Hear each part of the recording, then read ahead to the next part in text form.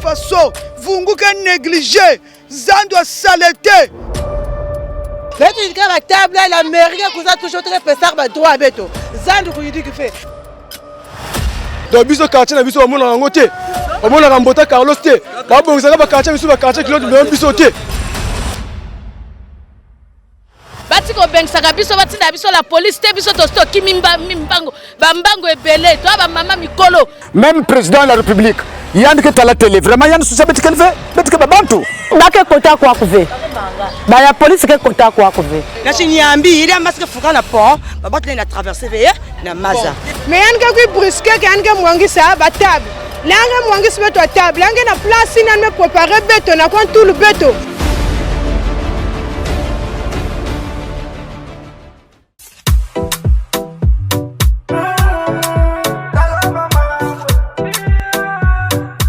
Na Fontchétié na parking abet ya Fontchétié Chister ya Nzila Vungu. L'ina bet créé que le 20 avril 2026 bet mais ça déjà une année. Donc sam na Nzila beto ya Fontchétié Chister ya que une année ya beto bet masé ça là na Nzila. Bon ya vandi exister que ya vandi sukaka ka Fontchétié te nabitemo. Maintenant après ba syndicat me kitala ba metal que au lieu que ya vanda bangu suka nabitemo. Parce qu'il y a un parking aussi, Fontchétié Bitemo, il faut que billet à 300 par rapport que Nzila est à normal. Maintenant, le syndicat métal, au lieu que tu as ligne 15, il y a un Vindulu, il y a une ligne 15, parfois embouteillage, na état ya Nzila, montre na kota ka bus et un duré. Fallait le syndicat métal, président, il y a un métal qui a à réfléchir, à maison, il faut créer. Nzila de Fontchétié te Chister na Nzila Vungu. Ni ba message maintenant Fontchétié gaz Bitemo te Chister. Vraiment fallait que Nzila vende au point parce que na minute Nzila vraiment y a que vraiment y a imbi enclavé tel que a wana gendarme couché be ba dalet na ko descendre na station wa place in ke imbi et na côté suka goudron ya Vungu aussi na bikarakas aussi place in aussi ke imbi. Et dès que monter aussi na Bretel ya avenue Lutete ya Manima Nzil SMGC Idikla aussi vraiment na minitier comme banvul na nokave aussi sable mais basika après mvul la passer noka kina ya gaspiller Nzil ya salak ba ravin na coin donc Nzil me kumu fieti donc ba yinke katuk na Chister deba ki kumplacer na faut ba vingil ba yinke na yisi mais katuk na Fontchétié ba remonter maintenant si en cas que ba ya zul aussi ba descendre bet me sal embouteillage moya glut kelve parce que Nzil ke trop fieti. Donc ni une bête qui n'a souhaité que vraiment que société SMG c'est pas ça le moins le tout possible ba manisine bête Nzila pour que au moins embouteillage diminuer bête Nzila ya manimena parce que vraiment vu que bagana kanga Nzila va débordage na baka va sable que tout ouais gana compliqué parce que ba caméra na fois bête minku na bout de transmission camion qui na lâché ta Nzila que trop normal non même les zones autorité ba zone SMG ba salmo mbangu ba fukla bête moi ba débordage mak ba chinois que ça va me kan quoi me lutte quoi me fungula. Parce que elle met na baka qui veut tout abordable. On a forcé qu'on a. Ouais déjà mais tu sais qu'il y a bien quand des fois Nzila. Dès qu'il y a des fois Nzila kaka pont de Caracas na déviation ba sala betina mais déviation na pas ka sable il fallait que baba zonje na ba descendre ba déviation ba que c'est la route nationale. Où sont les ba de Nzila il faut déviation ba indicateur tranquille.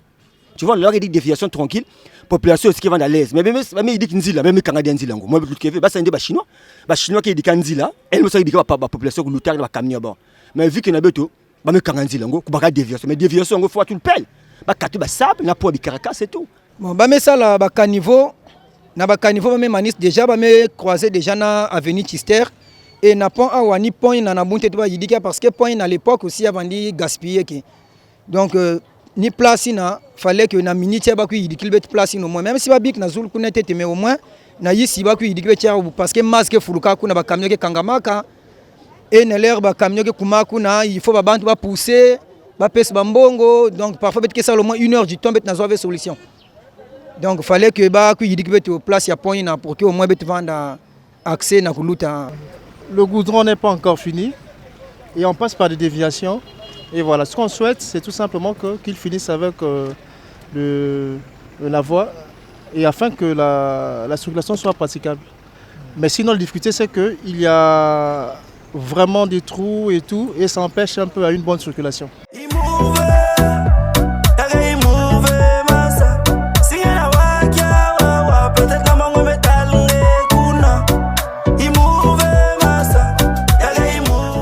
monsieur Brice, je suis chauffeur taxi.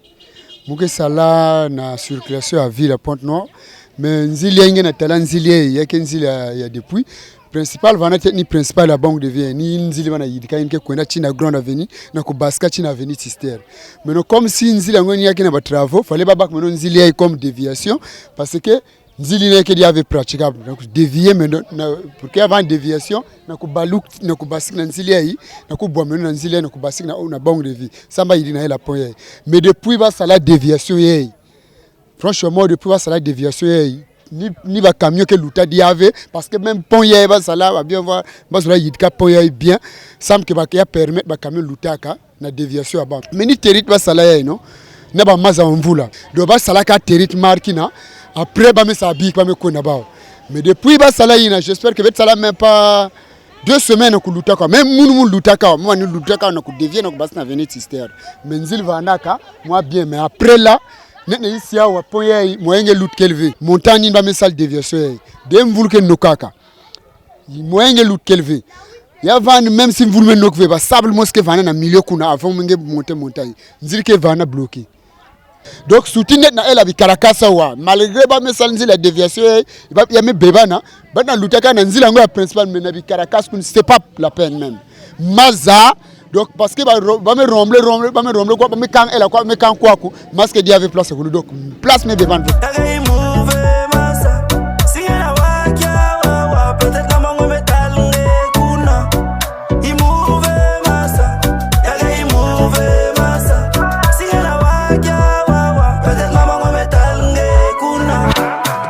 il y a que les diambiens beauté parce que on s'attendait pas à ça.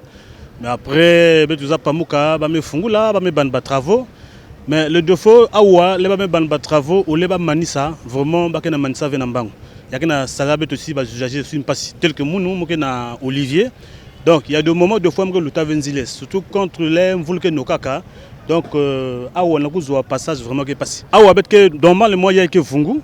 Maintenant, si tu me traverser pont yai, bet ne kune bisongo. Awa ba bikarkas ya una na mantol kune côté na tala taxi na descendre ini bikarkas donc zone union c'est que bikarkas maintenant à partir il y a piloni que na manimina il na ba que bokla zone Olivier donc bisongo donc il y a que na salabet kilengi mais ba manisa ba quiz ba me sal diamba bien ba salinzi là pour que bet katuna kacha ba difficulté mais sauf que ba que na retardé trop yao donc elle na tal ça passer bon qui m'a mbote ba me sala ba me kanga ravin parce que avant il y avait un passe na bazuzaji na kuluta ça au moins on doit aussi y a na mambe kaka avec le talimbi ya mambe kaka faut tonda parce que Nzili vanda accessible soit na ba camion na ba iki des glem vul vandi no kaka en tout cas passe mais depuis ba kanga ravin Zulu Nyon si na ba me kanga déjà c'est une bonne chose vraiment il y a pesabet kilingi peut-être les autres mamnyo c'est imbi na imbi il y a na côté imbi na côté mbotesi donc vraiment à partir à kuna na Zulu en tout cas c'est bon mais quand ni moi zone ya qui na kotal cette passe donc les autorités à bois là vraiment ba tellement bien pour qu'au moins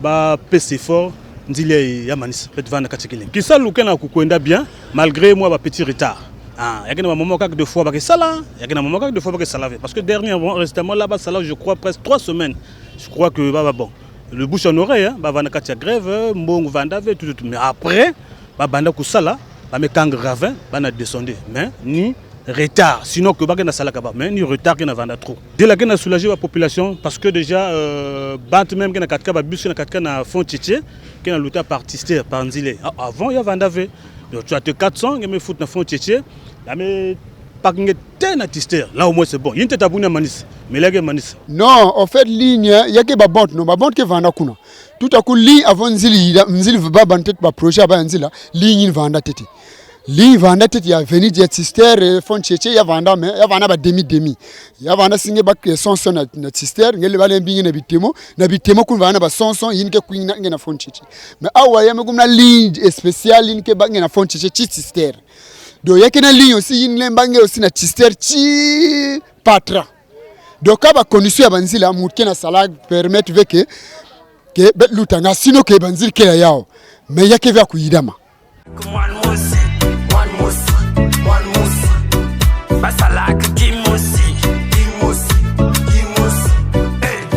Nzili de prince sala qui na pesa bet kilengi parce na bataka bani 4 churu mvindulu ba me kumbu quiz na Nzili ba ke na luta na Nzili ba camion yambe kumgulu bake banda na mvindulu bake na traverser au moins na kuiz na fond était Tister embouteillage qui est trop mal ou qui a facilité na kukum na fond tchétché. En fait oui il y a un tal ou 4 il y a 400 on a demandé 400 na kukuma de fond était Tister 400. Vraiment mais on a autorité ben salungolo ben sal ba moyen ben ba ma coquille vendre pour que au moins que bet bakave dia banzila ba katissage na kumonter bet bak maintenant principal à tout na kukumchi na Tister. Je suis ingénieur géotechnicien, chef de laboratoire de cette entreprise. En termes de finition, nous sommes peut-être à autour de 45%.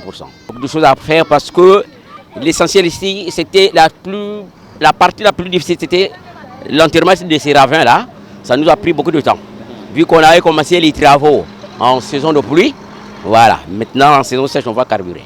Les ravins, nous avons donc reconstitué les sols qui ont été érodés.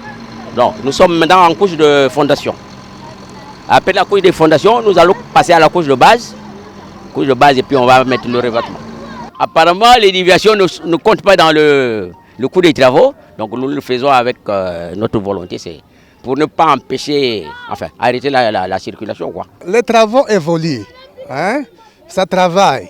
Hein? Sauf que ce qui nous inquiète un peu, c'est la lenteur. Hein? La lenteur par rapport au temps qu'ils ont. Je ne sais pas les délais, quel délai qu'ils ont avec le gouvernement, on ne sait pas. Il y a très longtemps qu'il n'y a plus de pluie. Donc du coup, ça c'est pas, pour moi, ce n'est pas une raison. Hein. C'est pas une raison. Parce qu'on a toujours dit que la pluie n'est pas un obstacle.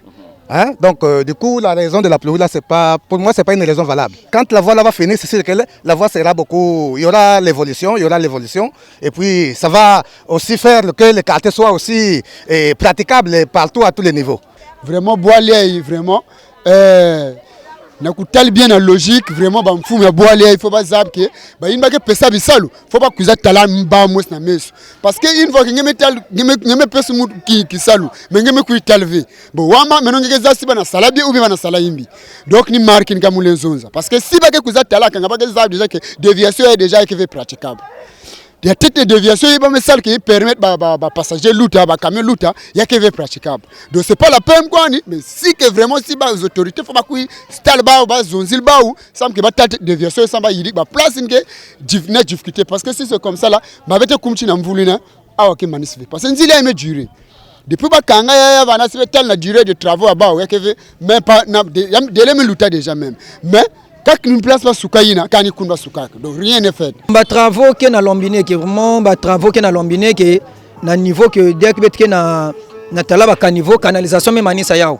Ba mais ça aussi territe, mais par rapport bon, bet ça avait duré une ba pesa ka ya ba travaux mais au moins na bet population bet que na talaka ya ke na lombiné. Ba chinois kuna na kona mwamba mais SMG se bengi na sana isibake tournement lombinage. Pano aba bazonza ke ya sala bazo saka 2 heures bon, peut-être moi déjà plus de 2 heures déjà. Doit ba na moi lombinage. Analphabet solve lumputu. Chomo la dikutu. Uyibina champuku. Upesiye motema. Keke changena makutu. Asala yeka chuku. Yan sol trop de lafu. Quand va te ruiner. Yan mekimneti kaku. Kindumba ya pambe. Yan ke atum. Je suis monsieur Mabika Jean-Jacques. Je suis enseignant mis à la retraite. J'habite le quartier Bitémou. Comme je le disais tout à l'heure, ce sont des impressions de satisfaction. Parce que la route, c'est véritablement un facteur de développement. Et quand la route est bonne, les usagers peuvent circuler normalement, sans inquiétude. Et ils peuvent également effectuer les allées et venues sans être inquiétés, parce que véritablement la route est bonne. Les usagers trouvent de là leur compte. Mais c'est mettre la charrue avant le bœuf parce qu'il fallait attendre réellement que la route puisse prendre sa finition exacte pour enfin mettre les voitures en circulation pour aller au Font-Tétié. Mais vous allez comprendre une chose, que par Mongokamba, Vonvon, Font-Tétié, vous allez comprendre que c'est la seule voie qui relie Monkamba à la ville, Monkamba à Tétié. Et à de certaines heures de la journée, il y a ce qu'on appelle un embouteillage fou que personne ne peut accepter. Vous êtes pressé, vous arrivez là, il y a un embouteillage. Vous ne pouvez pas avancer. Vous avez un malade dans la voiture, vous ne pouvez pas arriver facilement à l'hôpital parce qu'il y a un embouteillage. Or, par la nouvelle ligne qu'on vient de créer, facilement un malade peut arriver à Patra, facilement un malade peut arriver à l'hôpital de base de Tétié. Ça touche ma satisfaction parce que nous voyons réellement comment les travaux sont en train d'être exécutés et à une vitesse que moi-même je ne pensais pas que cette route devait être tracée de cette manière et à cette allure. Avec les pluies qui s'abattent pratiquement tous les jours, pendant la saison de pluie bien sûr, on se disait est-ce que réellement cette route va prendre sa fin ou bien cette route sera exécutée selon les limites, selon les délais qui se sont fixés. Mais nous nous rendons compte avec satisfaction que la route est en train d'avancer et elle est en train de prendre sa finition. Au fur et à mesure, au fur et à mesure, la finition est en train de se présenter et elle devient belle.